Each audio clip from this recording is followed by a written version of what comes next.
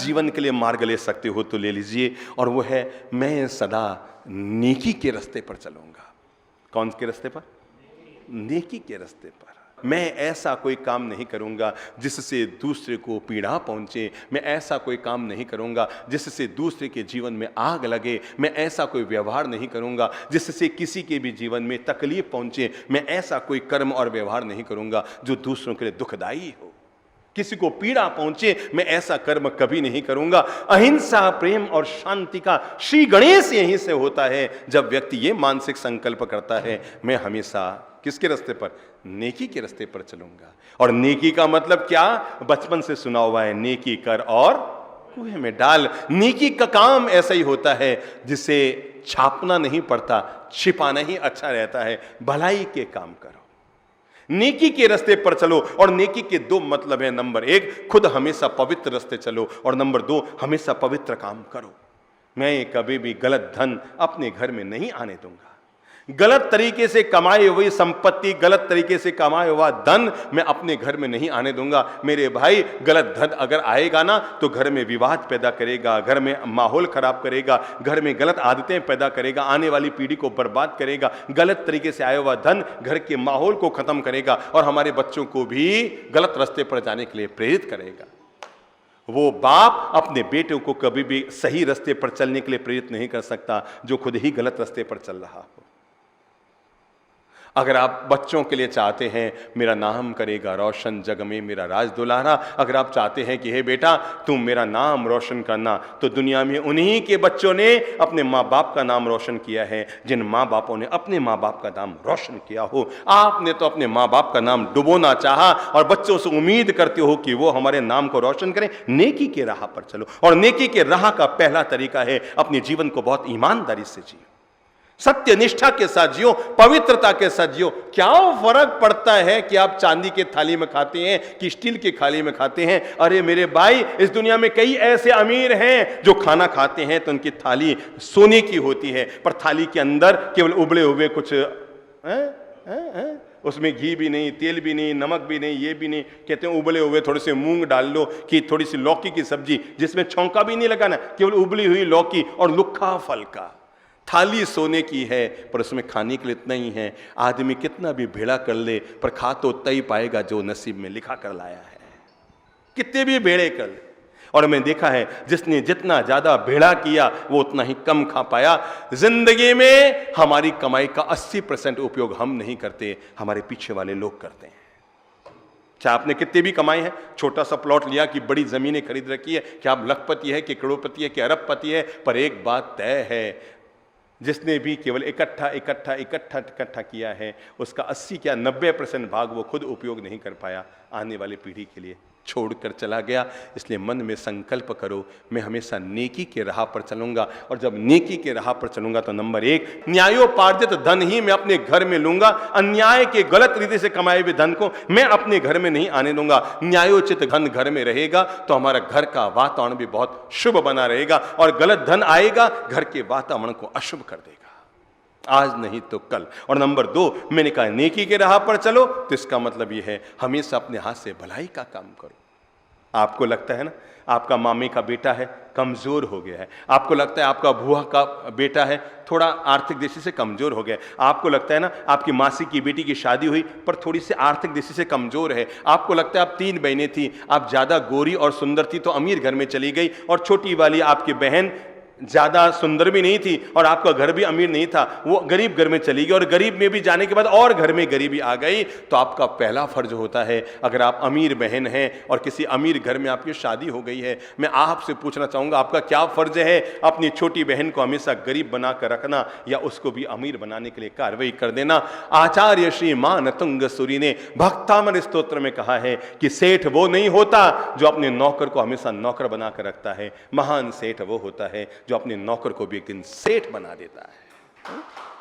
आचार्य श्री मान तुंग कहते हैं महान सेठ वही होता है जो अपने नौकर को भी, अपने सेवक को भी आज नहीं तो कल स्वामी बना देता है, अमीर बना देता है। चल चल तू भी चल आगे बढ़, मैं इस रास्ते से बढ़ा था तू भी इस पे आ जा, आज नहीं तो कल तेरे जीवन में भी सफलता के द्वार खुलेंगे। नेकी का काम करो मेरे भाई। शाम को सोने से पहले देख लो आज मेरे द्वारा कोई भलाई का काम हुआ कि नहीं हुआ। अगर आपके परिवार, चलो दूर का छोड़ो, आप सूरज बनकर दुनिया का अंधेरा नहीं मिटा सकते कोई बात नहीं, पर दीपक बनकर अपने आजू बाजू का अंधेरा तो मिटा ही सकते हैं। पूरी दुनिया का आप भला नहीं कर सकते, केवल अपने परिवार में देख लो। मेरे काका मामा भाई भांजा भतीजा ननिहाल ददियाल में कौन कौन है जो आर्थिक दृष्टि से बहुत कमजोर है। कोई दिक्कत नहीं है उनके पास जाना, भैया मेरे पास थोड़े रुपये ज़्यादा पड़े हैं तो 2 लाख रख ले, जब तुम्हें सुविधा हो दे देना, तू धंधा कर आगे बढ़ जा। हम एक शहर में थे, हमने देखा वहां पर कई लोग तो इतने अमीर कि लाखों करोड़ों के चढ़ावे ले रहे हैं, और कई लोग इतने गरीब कि खाने के लिए घर में बर्तन भी नहीं है। हम ऐसे ऐसे घरों में गए। चंद्रप्रभ जी महाराज ने एक दिन जब हमारी सत्संग माला का समापन हो रहा था तो अंतिम दिन उन्होंने ये बात उठाई कि हमारे शहर में ऐसा शोभा की बात नहीं है कि हमारे धर्म के अनुयायी कुछ लोग ऊंचाइयों की बुलंदियों को छू रहे हैं और कुछ लोगों के घर में खाने पीने का लाला पड़ रहा है। हमने समाज को प्रेरित किया कि नीचे तबके के लोगों को ऊपर लाना पड़ेगा, और तब अमीर लोगों ने 21,000, 51,000, 11,000 निकाले। एक छोटी सी संस्था बनकर बैंक बनी, और उसी बैंक से उन गरीब लोगों को जिनके घर में खाने पीने की व्यवस्था नहीं थी, सधर्मी भाइयों को, उन सबको कहा गया ये सहयोग नहीं है, ये दान नहीं है, ये राशन पानी खाने के लिए नहीं है, ये आत्मनिर्भर बनाने की प्रक्रिया है, उनको पांव पर खड़ा करने की प्रक्रिया है। और कम से कम 150-200 लोगों को तब आत्मनिर्भर होने के लिए एक एक राशि निर्धारित करके दी गई और कहा गया कि तुम वापस 100 रुपया महीना इस संस्था में लौटाओगे। सैकड़ों लोग पांव पर खड़े हो गए, और कल तक ये था कि वहां पर कुछ गरीब कुछ अमीर थे। आज सौभाग्य की बात है वहां सब के सब अमीर बन गए। अगर हर एक अमीर परिवार, दुनिया भर में सुनने वाले लोग अगर इस बात को अपने दिलो दिमाग में ले सकते हैं तो जरूर ले लें। अगर हर एक अमीर परिवार किसी एक गरीब परिवार को गोद ले ले तो दुनिया की आधी गरीबी अपने आप ही मिट जाएगी। अगर हर एक अमीर परिवार किसी एक गरीब परिवार की जीवन की व्यवस्था को गोद ले ले और उसे पांव पर खड़ा करने का अगर मन बना ले तो मान कर चलो वो दुनिया की आधी गरीबी दूर करने में सफल हो जाएगा। जो सुख में काम आए वो रिश्ता होता है, पर जो हमारे दुख में काम आए वो फरिश्ता होता है। और आप केवल रिश्तेदारी जीवनदारियों में ही पूरी मत कीजिए, आप फरिश्ते बनने का काम कीजिए। और मैं कहूंगा नेकी की राह अपनी जिंदगी में अख्तियार कीजिए और अपने मन को तैयार कीजिए। मैं कोई न कोई एक नेकी का काम जरूर करूंगा। सूरज बनकर दुनिया का अंधेरा नहीं मिटा सकता, पर बोलो बोलो बोलो बोलो बोलो बोलो बोलो बोलो बोलो बोलो बोलो बोलो बोलो बोलो दीपक बनकर अपने आजू बाजू, अपने परिवार, अपने परिजन, अपने कर्मचारी, मुझसे जुड़े हुए कोई लोग हैं, अगर उनकी जिंदगी में कोई तकलीफ आई है, मैं दीपक बनकर उनके जीवन के अंधेरे को दूर करने की कोशिश जरूर करूंगा। नेकी की राह पर चलो मेरे भाई, भलाई के रास्ते पर चलो। धन का उपार्जन भी नेकी से करो और धन का खर्चा भी नेकी में करो, दोनों चीज ध्यान रखना। अच्छी राह पर चलने वाले लोगों की भगवान परीक्षा लेता है पर साथ नहीं छोड़ता है, और गलत रास्ते पर चलने वाले लोगों को भगवान सब कुछ देता है पर बुरे वक्त में साथ नहीं देता है। ये बात लिख कर रख लेना। पर बुरे लोगों को हो सकता है सब कुछ मिल जाए, पर उनको बुरे वक्त में साथ भगवान का नहीं मिल पाता है। इसलिए मन बना दो, मैं जब भी चलूंगा नेकी के रास्ते पर चलूंगा, भलाई के रास्ते पर चलूंगा। इसी बात को और आगे बढ़ाते हुए तीसरा बिंदु कहता हूं, मैं कभी भी किसी की बुराई, कमजोरी नहीं देखूंगा। मैं जब भी कहूंगा, जब भी बोलूंगा, जब भी देखूंगा, किसी के अच्छाई देखूंगा। दुनिया में अच्छे से अच्छे फल में छिलके और बीज तो निकालकर फेंके ही जाते हैं। और लोगों का क्या मेरे भाई, लोग बड़े गजब के होते हैं। जब अमरूद खरीदते हैं ना तो मीठे से मीठा पूछकर खरीदते हैं और घर आकर उसे पे नमक मिर्ची लगाकर खाते हैं। लोगों का क्या है। इसलिए आप अपने जीवन का नियम ले लो, मैं अपनी जबान से कभी भी न तो खुद बुराई के रास्ते पर चलूंगा, न इस जबान से कभी बुराई किसी की करूंगा।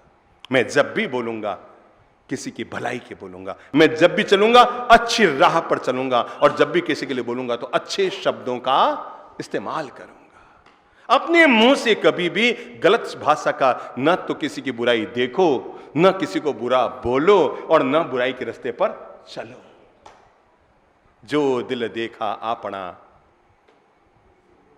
तो मुझसे बुरा ना। आपको लगता है ये भी बुरा, ये भी बुरा, ये भी बुरा, ये भी बुरा। एक बार भीतर के आईने में झांक कर देख लो मेरे भाई, एक बार भीतर के आईने में झांक कर देख लो। जिंदगी भर दूसरों पर टिप्पणी करने वाले, जिंदगी भर दूसरों की आलोचना करने वाले, जिंदगी भर दूसरों पर अंगुली उठाने वाले, एक बार अपने मन के दर्पण में उतर कर देख ले तो खुद कौन से मुकाम पर खड़ा है, कौन सी जमीन पर खड़ा है, हमारी खुद की हालत क्या है। हमारी आंखें जब भी देखती है किसी की कमी और कमजोरियों को देखती है, हमारी जबान जब भी बोलती है दूसरों की आलोचना के लिए बोल जाती है। मेरे भाई मन में संकल्प कर लो, ये आपके जीवन की वो कमजोरी है जो आपके मन को दुखी भी करती है और बेवजह कर्मों का बंधन भी कराती है। जो जैसा है वो वैसा है।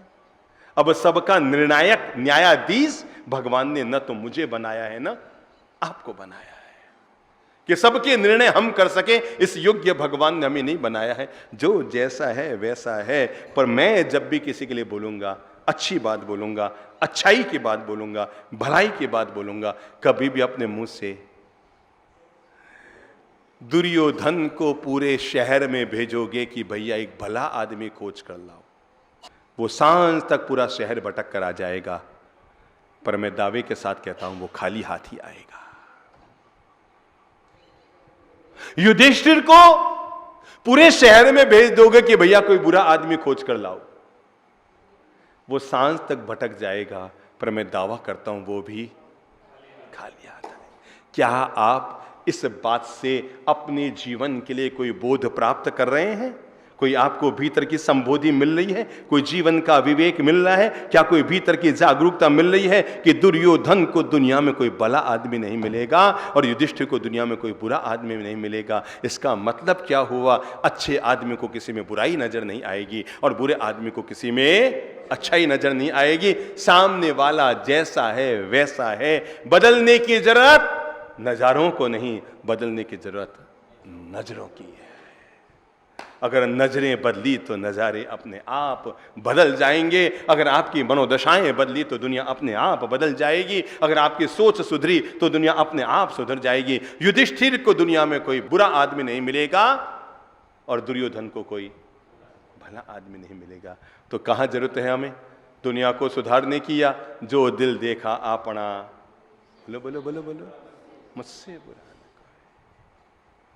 हम हमेशा दूसरों पर देखते रहे, दूसरों पर आलोचना करते हैं। संबोधि का मतलब क्या है आपको पता है? ये संबोधि धाम बना हुआ है। इस संबोधि का मतलब क्या होता है? सम्यक बोध, सम्यक जागरूकता, सम्यक दर्शन। अब तक आप औरों को देखते रहे ना, एक बार आप खुद को देख लो। अब तक औरों की आवाज सुनते रहे, खुद की आवाज सुन लो। अब तक औरों को पहचानते रहे, खुद को पहचान लो। संबोधि का मतलब है अपने आप को पहचानना। संबोधि का मतलब अपने आप में लौट कर आना। संबोधि का मतलब है जीवन का सम्यक बोध, सम्यक विवेक, सम्यक जागरूकता, सम्यक ज्ञान, सम्यक दर्शन, सम्यक चरित्र को प्राप्त करना। इसी का नाम है संबोधि। जहां पर व्यक्ति बोधपूर्वक, होशपूर्वक, जागरूकता पूर्वक अपने जीवन को जीना शुरू कर चुका है।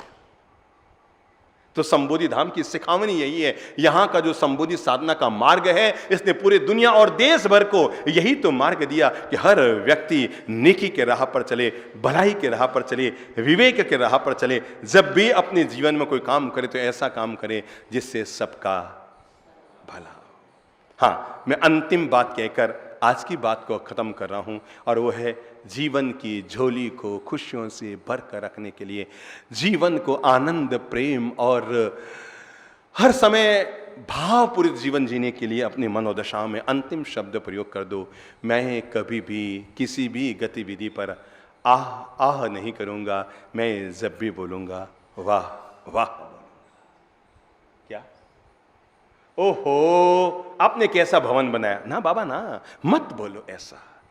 उसने 1 साल तक लगकर मेहनत करके समाज का यह भवन बनाया है। हो सकता है धन सब लोगों ने लगाया, पर उस व्यक्ति ने 1 साल तक अपने सारे काम बंद करके सामाजिक जीवन में विकास का द्वार खोलने के लिए कि समाज की एक चीज बना दूं, और उसने मेहनत करके 1 साल तक लग करके भवन बनाया। और आपका क्या लगा? साल भर में कभी सलाह देने आए नहीं, साल भर में कभी सहयोग करने आए नहीं, साल भर में कभी सहकारिता अदा करने आए नहीं। केवल एंड में आकर कह दिया और कहीं बनाए कहीं खिड़की लगाई है। ये तो बिल्कुल ही बद्दा लग रहा है।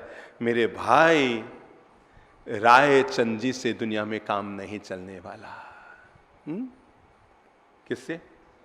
ये दो लोग होते हैं ना, वो ज्यादा काम के नहीं होते। एक तो हुकुमचंद जी, कहीं है हुकुमचंद जी, यूं कर ले यूं कर ले, अरे बाबा धन्ना करनी डॉक्टर मना करिए के, यूं नहीं करियो यूं नहीं करियो यूं नहीं करियो। एक तो हुकुमचंद जी और दूसरे रायचंद जी। ये दो लोग होते हैं ना, ये केवल हुक्म और राय में रह जाते हैं, खुद करते नहीं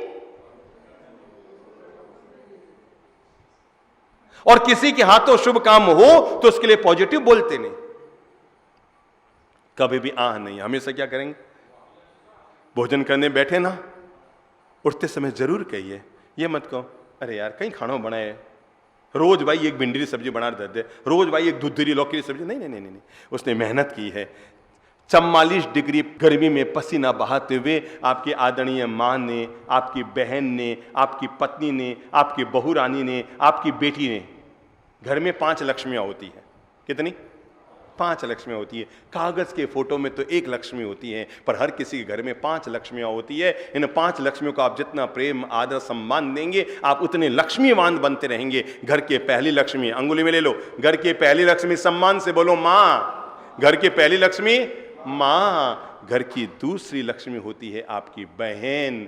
घर की दूसरी लक्ष्मी कौन होती है? आपकी बहन। घर की तीसरी लक्ष्मी होती है आपकी पत्नी। घर की चौथी लक्ष्मी होती है आपकी बेटी। और घर की 5वीं और सबसे महान लक्ष्मी होती है आपके घर में आई हुई आपकी बहू। ये घर की 5 लक्ष्मियां होती है। और जब भी खाना घर में बना है, इन्हीं 5 लक्ष्मियों ने बनाया है ना, और उनमें से किसी ने भी आपके लिए खाना बनाया है, तो भोजन करने के बाद अपने द्वारा शुक्राना, थैंक यू सो मच जरूर बोलो, और ये कहकर खड़े हो, ओहो बहुत अच्छा खाना बनाया हो। क्योंकि आपको नहीं पता, आप तो बाहर एसी में बैठकर थाली लगाकर गरम गरम फुलके खा रहे हैं, और वो अंदर किचन में मई के महीने में, और वो भी जोधपुर जैसे में गर्मी, ओफो, यूं यूं पसीना बहाकर 44, 45, 46 डिग्री गर्मी में भी तपती हुई आपके लिए गरम गरम रोटी बनाकर आपकी थाली में पेश कर रही है। आप इतना तो बड़प्पन दिखाई सकते हैं ना, कि आप जब उठें तो उठने से पहले कहें, हे भगवान, या जो भी आपकी माँ, जो भी आपकी बहन, जो भी आपकी बेटी, जो भी आपकी बहू या आपकी धर्म पत्नी, उसको शुक्राना जरूर अदा कीजिए। वाह भाई वाह, कितना अच्छा तुम खाना बनाए हो, अरे तृप्त हो गया मैं तो। अगर ये 2 मीठे बोल भी आप नहीं बोल सकते, तो याद रखना, महंगे मोबाइलों में कभी घंटियां नहीं आती। महंगे मोबाइलों में कभी घंटियां नहीं आती। जब तक आदमी के रिश्ते मधुर ना हो, घर कितना भी बड़ा हो जाए, अरे वहां पर लोग तो क्या, बिना मिठाई की तो चींटियां भी नहीं आती। जब तक आपके मीठे बोल नहीं होंगे, मधुर व्यवहार नहीं होगा, मधुर वचन नहीं होगा, मधुर क्रियाकलाप नहीं होगी, मधुर गतिविधियां नहीं होगी आपकी, तब तो बाकी सब छोड़ो, घर में चींटियां भी नहीं घुसेगी। और कोई मुंह में महंगे मोबाइल रखने से मोबाइलों में घंटियां नहीं बजती। मैं इसलिए आपको आत्म प्रेरित कर रहा हूं, एक शब्द अपने मुंह से बार बार निकाला करो, वाह भाई वाह, बहुत अच्छा मणिया।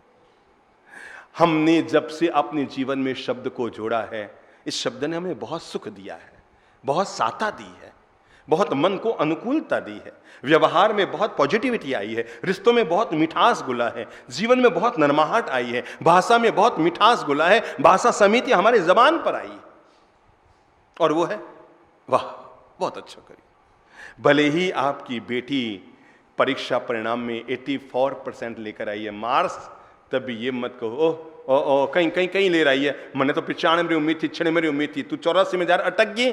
मेरे भाई, तब पीठ थपथपाओ बेटा, बहुत अच्छा, अरे मैं तो जबरदस्ती ज्यों त्यों 64% बचपन में लाया, तो तू आपसे कम 85 तो ले आई। मेरे भाई, प्रोत्साहन देने से तो गधा भी हिन हिनाएगा, और अगर हर समय उलाहना देंगे तो घोड़ा भी दब कर बैठ जाएगा। उठने से पहले इस शब्द को दिमाग में रट लो। दिन में कम से कम 10 बार और कम से कम 10 लोगों के साथ इस शब्द का इस्तेमाल जरूर करना। वाह भाई वाह। खाना खाओ तो वाह भाई वाह, किसी के घर में गए तो वाह भाई वाह, किसी का प्रवचन सुना ना, तो जाते समय जरूर बोलना वाह भाई वाह, आप जाए तो मजा आएगी। सीधा यूं मत खिसक जाना, उठिया रवन आ गया। अरे किसी ने आपके लिए 1.5 घंटा अपना गला फाड़ा है और आप दूध पी के खिसक गए।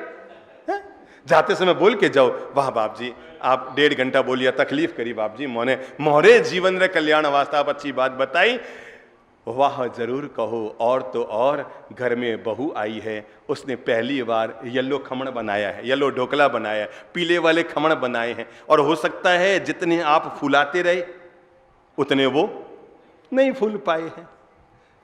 और जब आप खा रहे हैं, आप अगर सासू माँ और खा रही हैं और आपने पूछा कौन बनायो, नेत्रे में आपकी बेटी बोली भाभी बनाई, तो आपके पास पहला विकल्प कहीं खमण बनाया, सूखो सूखो खमण बनाया, गले में उतरे ही को नहीं, तो गले में हमारा फंस रहे हैं।